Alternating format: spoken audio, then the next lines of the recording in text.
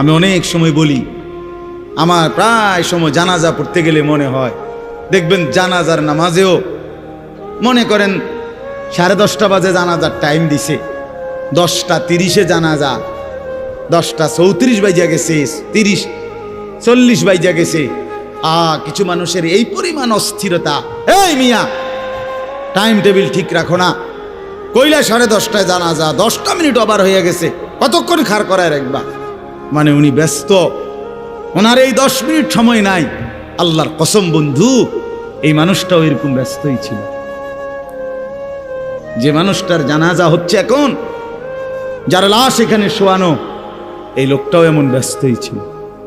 তার হাতেও একদিন সময় ছিল না।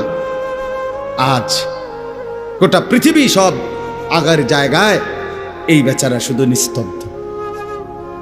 চোখের সামনের জলজ্জান্ত মানুষটা স্তব্ধ, আর হাত নড়ে না, পাও নড়ে না, আর চোখ নড়ে না, জিহ্বা নড়ে না।